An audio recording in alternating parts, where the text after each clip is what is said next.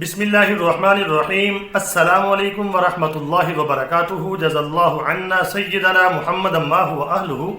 میرے ناظرین، امید ہے آپ خیریت سے ہوں گے۔ اللہ تعالیٰ شانہ آپ کو خوش و خرم رکھے۔ جون اور جولائی میں جب گرمی پڑتی ہے، میرے ناظرین جو پنجاب کے رہنے والے ہیں، پاکستان میں وسطی پنجاب کے، جنوبی پنجاب کے یا سندھ کے، ان کو تو اس چیز کا اندازہ ہوگا کہ جون جولائی میں جب گرمی پڑتی ہے اتنی شدت کی پڑتی ہے کہ لو پڑتی ہے۔ تو اگر اس گرمی میں کوئی بندہ باہر نکلتا ہے، کوئی کام جاتا ہے، تو تھوڑا چلنے کے بعد ہی اس کو پتہ چل جاتا ہے کہ گرمی کی کیا کہ پوزیشن ہے اس وقت۔ کبھی وہ سایہ تلاش کرتا ہے، کبھی وہ پانی تلاش کرتا ہے۔ اگر اس کو اس وقت کوئی سایہ مل جائے یا اس کو پانی مل جائے تو اس کی کہ خوشی کا عالم کیا ہوگا۔ تو میرے ناظرین، قیامت کا دن اتنا سخت دن ہے، اتنا ہولناک اور اتنا گرم دن ہوگا کہ اس دن بندہ سایہ ڈھونڈتا پھرے گا اور پانی کی تلاش میں ہوگا کہ مجھے کہیں سے پانی مل جائے۔ قیامت کا دن تو اس دن سے کئی گنا زیادہ گرم ہوگا۔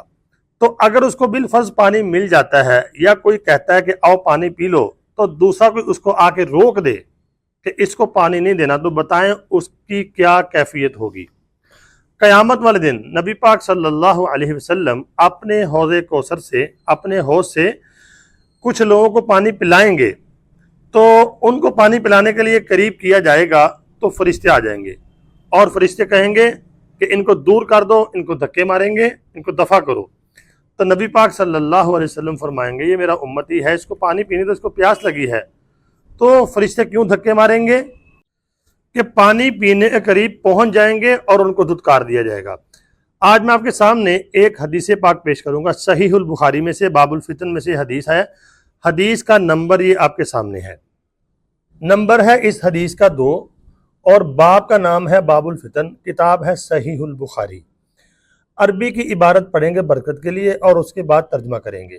بسم اللہ الرحمن الرحیم۔ حدثنا موسیٰ بن اسماعیل حدثنا ابو عوانہ عن مغیرہ عن ابی وائل قال قال عبداللہ قال النبی صلی اللہ علیہ وسلم انا فرضکم علی الحوض لیرفعن الی رجال منکم حتی اذا اہویت لاناولہ مختلج دونی فاقول ای رب اصحابی یقول لا تدری ما احدثوا بعدک۔ یہ دوسری لائن سے دیکھیں، کہا عبداللہ نے، قال النبی صلی اللہ علیہ وسلم، نبی پاک صلی اللہ علیہ وسلم نے فرمایا کہ میں حوض کوثر پر تمہارا پیش خیمہ ہوں گا۔ تو میری طرف کچھ لوگوں کو، کچھ مردوں کو اٹھایا جائے گا یا میری طرف لایا جائے گا، یہاں تک کہ میں ان کو پانی پلانے کے لیے جھکوں گا تو ان کو مجھ سے دور کر دیا جائے گا۔ تو میں کہوں گا اے میرے رب، یہ تو میرے کہ امتی ہیں، میری امت کے لوگ ہیں۔ تو آپ صلی اللہ علیہ وسلم سے فرمایا جائے گا کہ یہ وہ لوگ ہیں جنہوں نے آپ کے بعد دین میں نئی نئی باتیں نکالی، بدعات جو ہیں وہ ایجاد کی اور دین میں نئی نئی باتیں کہ نکالی، تو ان کو وہ پانی نہیں پینے دیا جائے گا۔ تو میرے ناظرین بتائیں یہ کتنی بڑی بدبختی ہوگی ان لوگوں کی جن کو پانی کہ پینے کے قریب پہنچ جائیں گے لیکن ان کو وہاں سے ہٹا دیا جائے گا۔ تو بدعت جو ہے یہ بہت سخت گناہ ہے۔ دین میں نئی بات کو ایجاد کرنا، یہ نبی پاک صلی اللہ علیہ وسلم کے بارے میں نعوذ باللہ یہی کہ آپ نے ہمیں دین نہیں پہنچایا، ہم پورا کر رہے ہیں۔ اللہ معاف فرمائے، حضور نے ہمیں دین پورا پہنچا دیا ہے۔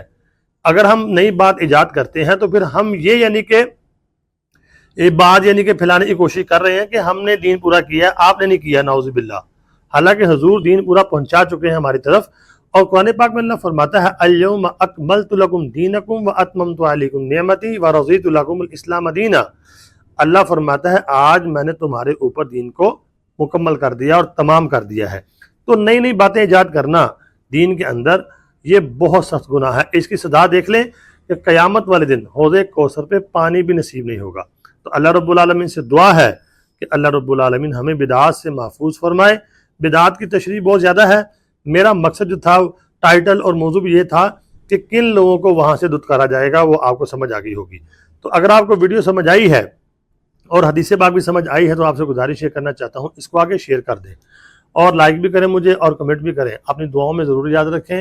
اللہ تعالی ہم سب کا حامی و ناصر ہو. السلام علیکم.